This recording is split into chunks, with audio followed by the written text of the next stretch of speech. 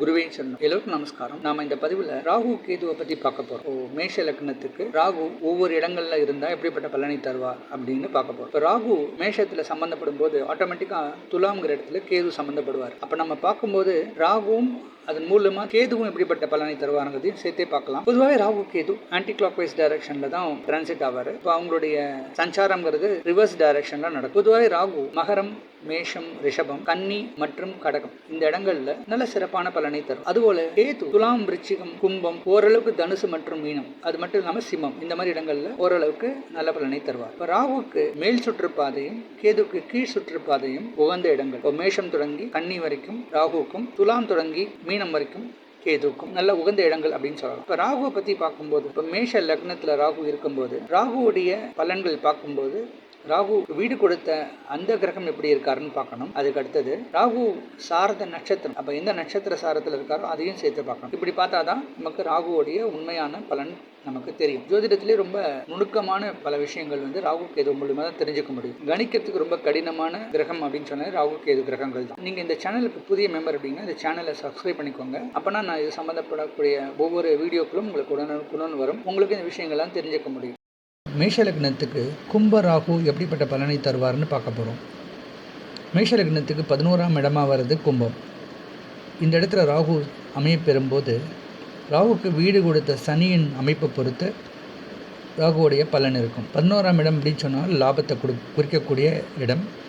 பொருளாதார மேன்மை, வசதிகளெல்லாம் ஒருத்தருக்கு இந்த ராகுவோடைய தசாகாலம் கண்டிப்பாக கொடுக்கும். முதல்ல நட்சத்திர சாரத்தை பார்க்கும்போது இந்த கும்பத்தில் செவ்வாயோடைய அவிட்ட நட்சத்திரம், ராகுவோட சதய நட்சத்திரம், குருவுடைய பூரட்டாதி நட்சத்திரம், இந்த 3 நட்சத்திர சாரங்கள் ராகு ஏதோ ஒரு சாரம் வாங்கிறதுக்கு வாய்ப்பு இருக்குது. இப்போது செவ்வாயுடைய அவிட்ட நட்சத்திரத்தில் இந்த ராகு அமைய பெறும்போது மேஷ லக்னத்துக்கு லக்னாதிபதியோடைய அந்த அவிட்டத்தில் இருக்கும்போது நல்ல லாபகரமாக இருக்கும். நல்ல தன்னம்பிக்கையும் தைரியமும் இருக்கக்கூடிய பர்சனாக இருப்பாங்க. ஒரு சிலருக்கு பிஸ்னஸில் நல்ல யோகம் இருக்கும். பொருளாதார மேன்மை கண்டிப்பாக இருக்கும். அதுவும் குறிப்பாக அந்த ராகு திசை காலங்களில் செவ்வாயோட அமைப்புக்கு ஏற்ப அந்த ராகு சுபத்துவமாக இருந்தது அப்படின்னா கண்டிப்பாக அவங்களுக்கு ஒரு நல்ல நிலைமை, அதாவது பொருளாதாரத்தில் நல்ல ஒரு மேன்மை கிடைக்கக்கூடிய யோகம் கண்டிப்பாக இருக்கும். ஒரு சிலருக்கு சொத்துக்கள் அமையக்கூடிய யோகமும் மறுமணம் ஏற்படக்கூடிய ஒரு யோகமும் சிலருக்கு அமைய சான்ஸ் இருக்குது. இப்போ டைவர்ஸ் ஆனவங்களாக இருக்கலாம். தன்னுடைய பார்ட்னர்ஸை இழந்தவங்களுக்கு கூட வேறொரு திருமணம் நடக்கிறதுக்கான ஒரு சூழ்நிலையெல்லாம் அந்த காலகட்டத்தில் அமைய சான்ஸ் இருக்குது. மூத்தவர்களால் ஆதாயம் ஏற்படக்கூடிய சூழ்நிலையும் இருக்கும். நிலம், வண்டி இதன் மூலமாக நல்ல லாபம் கிடைக்க சான்ஸ் இருக்குது. இப்போ நிலம் வாங்கி விற்று அதில் நல்ல ஒரு பணவரவு ஏற்பட சான்ஸ் இருக்குது. ஒரு சிலருக்கு புதையல் கிடைக்கக்கூடிய யோகமும் இருக்குது. அந்த காலத்துலலாம் ஒரு சிலருக்கு இந்த பூமியை தோண்டும் போது அதில் தங்கம், வெள்ளி போன்ற புதையல் கிடைக்கும். இந்த காலத்தில் நம்ம பங்கு சந்தையில் லாபம்னு எடுத்துக்கலாம். இப்படி தங்கத்து மூலியமாகவோ வெள்ளியின் மூலமாகவோ இன்வெஸ்ட்மெண்ட் பண்ணி அதில் லாபம் பார்க்கக்கூடிய யோகம் இருக்கும் அப்படின்னு நம்ம சொல்லலாம். இப்போ ராகு கும்பத்தில் சதய நட்சத்திரம் சுயசாரத்தில் இருக்கும்போது ரொம்ப சிறப்பாக இருக்குன்னே சொல்லலாம். ராகு திசையில் ராகு வீடு கொடுத்த சனியின் அமைப்பை பொறுத்து நல்ல சிறப்பான யோகத்தை கொடுப்பார். ஒருவேளை அங்கே பாவத்துவம் அடைஞ்ச சனியாக இருந்தால் ராகு திசையில் பெரிய பிரச்சனைகள் தான் சந்திப்பாங்க. அவங்களுக்கு லாபம் திருப்திகரமாக இருக்காது. முதியோர்களால் நிறைய பிரச்சனைகள் சந்திப்பாங்க. கோர்ட்டு கேஸ்னு நிறைய வழக்குகள்லாம் சந்திக்கக்கூடிய சூழ்நிலையிலும் ஏற்படும். ஒருவேளை குருவோடைய பூரட்டாதி நட்சத்திரத்தில் இந்த ராகு இருக்கும்போது சாரபலன் ஓரளவுக்கு நன்மை தரும் அப்படின்னே சொல்லலாம். மேஷ லக்னத்துக்கு 9 மற்றும் 12க்கு அதிபதியான குருவுடைய நட்சத்திர சாரம் அமைய பெறும்போது ராகு சுப விரயங்கள் ஏற்படுத்துவார். ஆன்மீக நம்பிக்கை இவங்களுக்கு ஏற்படும். ஒரு சிலருக்கு ஸ்பிரிச்சுவல் விஷயத்தில் ஈடுபாடு அதிகமாக ஏற்பட்டு நிறைய ட்ராவல்லாம் மேற்கொள்ளக்கூடிய சூழ்நிலை இருக்கும். அப்போது ஆலய திருப்பணிகளுக்காக கைங்கரியம் செய்கிறது, உழவார பணிகள் செய்யக்கூடிய ஒரு சில வேலைகளும் சில பேர் பார்ப்பாங்க.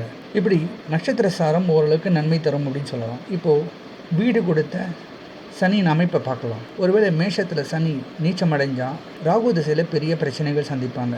நிறைய பொருளாதார வீழ்ச்சி அவங்க சந்திப்பாங்க. முதியோர்களோட நிறைய அவமானம், பிரச்சனைகள்லாம் சந்திப்பாங்க. மூத்த சகோதரிகளோட வம்பு வழக்குகள்லாம் ஏற்படும். கோர்ட்டு கேஸுன்னு அலையக்கூடிய சூழ்நிலையும் இருக்கும். சொத்துக்கள் பாகப்பிரிவினை ஏற்பட்டு இவங்களுக்கு தர வேண்டிய ஒரு பங்கு கூட இவங்க ஈஸியாக உங்களுக்கு கிடைக்காது. அதுபோல் இவங்களுக்கு கிடைச்ச சொத்துக்கெல்லாம் இவங்க வீண் விரயம் ஏற்படுத்தக்கூடிய ஒரு சூழ்நிலை இருக்கும். அதுவே அங்கே சனி, குரு பார்வை, இல்லைன்னா சுக்கிரனோட தொடர்பு, ஒருவேளை நீச்ச பங்கம் அடைஞ்சிருந்தால் ஓரளவுக்கு லாபம் திருப்திகரமாக இருக்கும். முதியவர்களால் ஆதாயம் ஏற்படக்கூடிய சூழ்நிலை இருக்கும். ஒரு சிலருக்கு தன்னம்பிக்கையும் தைரியமும் ஏற்படக்கூடிய சூழ்நிலை இருக்கும். வேலையில் நல்ல வெற்றியை இவங்களுக்கு கிடைக்கும். ஒரு சிலருக்கு வேலை மூலியமாகவே நல்ல பொருளாதார மேன்மை அடையும். வேலை இல்லாதவர்களுக்கு புதிய வேலை வாய்ப்புகள் இந்த ராகு தசை காலங்கள்லேயும் கிடைக்க சான்ஸ் இருக்கும்னு சொல்லலாம். இப்போ சனி 2ஆம் இடமான ரிஷபத்தில் இருக்கும்போது ராகுக்கு வீடு கொடுத்தவர் தனக்கு 4ஆம் இடத்துல இருக்காருங்கிற அமைப்புப்படி பார்க்கும்போது பேசி நல்ல பொருளாதார மேன்மை அடைய சான்ஸ் இருக்குது.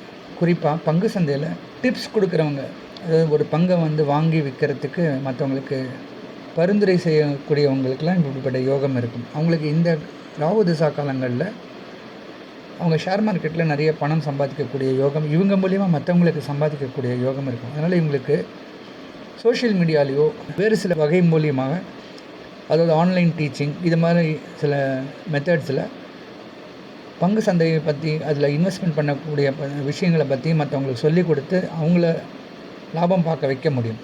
இப்படி மற்றவங்களை ஒரு கோடீஸ்வரனாக மாற்றுறதுக்கான யோகம் இருக்கும். அதே போல் லக்னத்துக்கு 2ஆம் இடத்துல சனி இருந்து ராகு லாபத்தில் இருக்கும் அமைப்புப்படி பார்க்கும்போது ஒரு சிலருக்கு ஜோதிடம், வாஸ்து சாஸ்திரம் இதெல்லாம் இவங்களுக்கு நல்ல சிறப்பாக வரும் அப்படின்னு சொல்லலாம். அது மூலிமா அவங்களால நல்லா பிழைக்க முடியும். ஒருவேளை 2ஆம் இடத்துல சனி பாவத்துவம் அடைஞ்சு செவ்வாயோட தொடர்பு இப்படி அமையப்பெறும்போது கடுமையான கெடுபலன்கள் சந்திப்பாங்க. பேசும்போது அவங்களுக்கு சரியாக பேச வராது. ஒரு சில விஷயங்களை தவறாக பேசுகிறது, ஒரு சிலருக்கு குடிப்பழக்கம் போன்ற கெட்ட பழக்க வழக்கங்களையும் ஈடுபடுறதுக்கான ஒரு சூழ்நிலையும் ஏற்படும். சனி 3ஆம் இடத்துல இருக்கும்போது, அதாவது மேஷத்துக்கு 3ஆம் இடம் மிதுனத்தில் சனி இருக்கும்போது முயற்சிக்கு நல்ல வெற்றியாக இவங்களுக்கு கிடைக்கும். அது மூலியம் நல்ல லாபம் இருக்கும். குறிப்பாக கலைஞர்களுக்கு அவங்களுடைய படைப்புகள் மூலமாக நல்ல லாபம் கிடைக்கும். எழுத்தாளர்களுக்கெல்லாம் நல்ல சிறப்பான யோகம் இருக்கும் அப்படின்னு சொல்லலாம். அதுபோல் ட்ராவல் ரொம்ப அதிகம் விரும்புவாங்க. யாரெல்லாம் ட்ராவல் இண்டஸ்ட்ரியில் இருக்காங்களோ அவங்களுக்கு நல்ல லாபம் கிடைக்கும். குறிப்பாக செகண்டரி மார்க்கெட், அதாவது ஒரு பழைய வண்டியை வாங்கி புதுப்பித்து அதை திருப்பியும் விற்கிறவங்களுக்கெல்லாம் நல்ல லாபம் கிடைக்கும் அப்படின்னு சொல்லலாம். இளைய சகோதர சகோதரிகளால் ஆதாயம் ஏற்படக்கூடிய சூழ்நிலையும் இருக்கும். இப்போ சனி கடகத்தில் இருந்தது அப்படின்னா ராகுக்கு வீடு கொடுத்தவர் தனக்கு 6ஆம் இடத்துல மறைகிறாருங்கிற அமைப்புப்படி பார்க்கும்போது ராகு திசையில் சில கெடுபலன்களும் நம்ம சந்திப்பாங்க. அவமானம், அசிங்கம்லாம் அவங்க சந்திக்கக்கூடிய சூழ்நிலை, லோன் வாங்கி அதை திருப்பி கட்ட முடியாததுனால அதனால் அவச்சொல் கேட்குறது, பேங்க்லேருந்து வீட்டுக்கு வீடை ஜப்தி பண்ணக்கூடிய சூழ்நிலையும் சில பேருக்கு ஏற்படும். இப்படி மேஷ லக்னத்துக்கு 4ஆம் இடத்துல இருக்கக்கூடிய சனியால் பொருளாதார வீழ்ச்சி ஏற்படும். தான் வச்சுருக்கக்கூடிய வீடோ ஒரு நிலமோ விற்று கடனை அடிக்கக்கூடிய சூழ்நிலை சிலருக்கு ஏற்படும். ஒருவேளை அங்கே சுபத்துவமான சனியாக இருந்தால் ராகு தசா காலங்களில் ஓரளவுக்கு நன்மை ஏற்படும். அவங்களுக்கு வண்டி வாகன சேர்க்கை, சொந்த வீடு அமைக்கக்கூடிய யோகம்லாம் இருக்கும். சனி சிம்மத்தில் இருந்தால் தனக்கு ஆகாத வீடு, அங்கேருந்து தன்னுடைய கும்ப வீட்டை நேராக பார்ப்பார். அப்போ ராகு தசை சிறப்பாகவே இருக்காது. பிள்ளைகளுக்கு அடிக்கடி உடல் ரீதியாக பிரச்சனை ஏற்பட்டு செலவுகள் மேற்கொள்ளக்கூடிய சூழ்நிலை இருக்கும். லாபம் திருப்திகரமாக இருக்காது. அதிக விரயங்கள் ஏற்படக்கூடிய சூழ்நிலையாக இருக்கும். அதுவே அங்கே சுபத்துவமான ராகுவாக இருந்தால் ராகு தசா காலங்களில் நல்ல வெற்றி கிடைக்கும். பிள்ளைகளால் அனுகூலம் ஏற்படும்.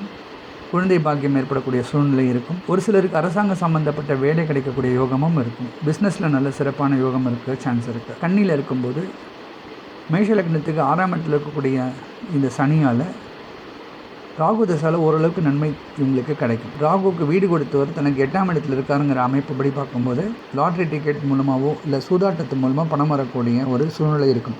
ஆனால் வெளியில் சொல்லி பெருமைப்படக்கூடிய வகையில் இவங்களுக்கு பணம் வராது. இப்போ கள்ளச்சாராயத்தை விற்று அது மூலிமா லாபம் பார்க்குறதோ, வைன் ஷாப்பில் வேலை பண்ணி அதில் பணம் கிடைக்கிறது, வைன் ஷாப் பிஸ்னஸ் எடுத்து பண்ணி அது மூலிமா லாபம் பார்க்கக்கூடிய சூழ்நிலைலாம் சில பேருக்கு இருக்கும். இதை இவங்க பெருமையாக வழியில் சொல்லிக்க முடியாது. அப்படிப்பட்ட சூழ்நிலை இருக்கும். ஆனால் லாபமும் இருக்கும். மேஷ லக்னத்துக்கு 7ஆம் இடமான துலாம்ங்கிற இடத்துல சனி உச்சமடையும் போது வீடு கொடுத்த 9ஆம் இடத்துல உச்சமடைகிறாருங்கிற அமைப்புப்படி ராகு தசையில் ஓரளவுக்கு நல்ல சிறப்பான யோகமே இருக்கும். உங்கள் சுபத்துவமான சனியாக இருந்தால் ராகு தசா காலங்களில் வெளிநாடு பிரயாணம், நல்ல ஒரு பொருளாதார மேன்மையெல்லாம் அடைய சான்ஸ் இருக்குது. ஒரு சிலருக்கு எதிர்பாராத பண வரவு, அவங்க பிஸ்னஸில் எங்கேயோ குடிக்கட்டி பறப்பாங்க. ஒரு சாதாரண வாடகை வீட்டில் இருக்கிறவங்களுக்கு கூட ஒரு சொந்த வீடு, ஒரு வீடுக்கு மேற்பட்ட வீடுகள் வாங்கிறதுக்கான யோகம்லாம் இருக்கும்.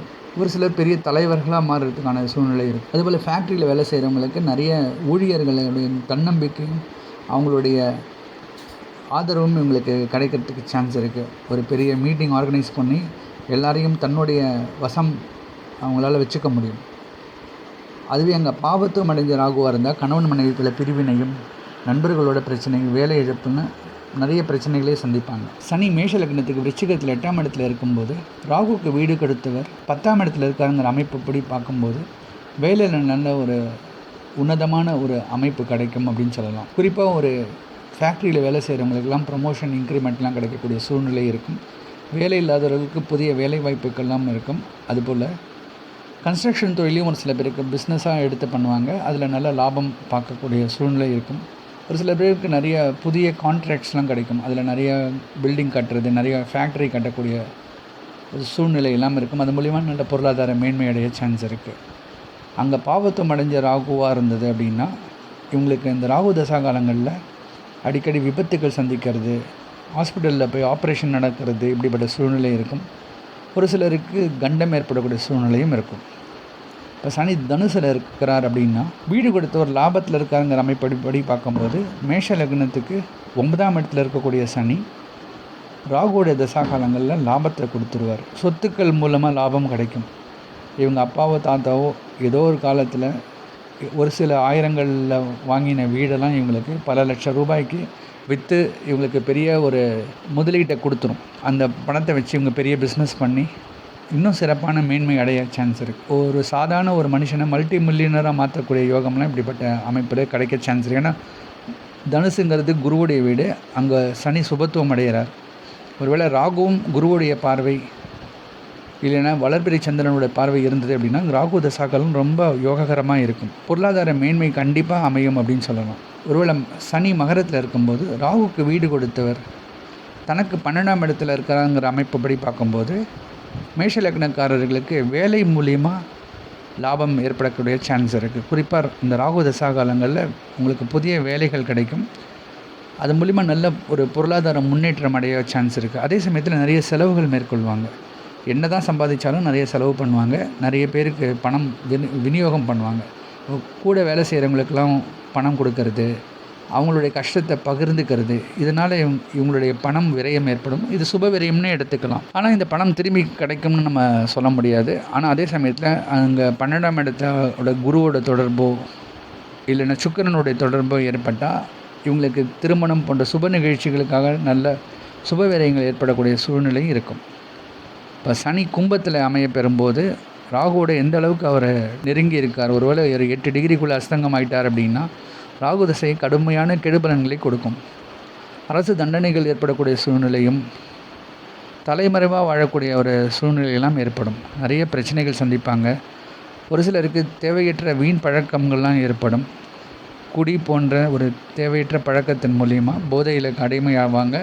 அதனால் இவங்களுடைய குடும்பத்தாரை விட்டு இவங்க வெளியில் தனித்து விடப்படுவாங்க. நிறைய பிரச்சனைகள் சந்திக்கக்கூடிய சூழ்நிலையாக இருக்கும். ஒருவேளை அந்த இடத்த குருவுடைய பார்வையாலேயோ சுக்கிரனுடைய தொடர்பாலோ சுபத்துவம் அடைஞ்சது அப்படின்னு சொன்னால் ராகு தசையில் ஓரளவுக்கு இவங்க லாபம் சம்பாதிப்பாங்க. மூத்தவர்களால் நல்ல ஆதாயம் ஏற்படும். யாரோ ஒருத்தர் மூலிமா இவங்களுக்கு நல்ல சொத்து வரவுகள்லாம் ஏற்பட சான்ஸ் இருக்குது. யாரோ ஒருத்தர் இவங்களை காப்பாற்றிடுவாங்க.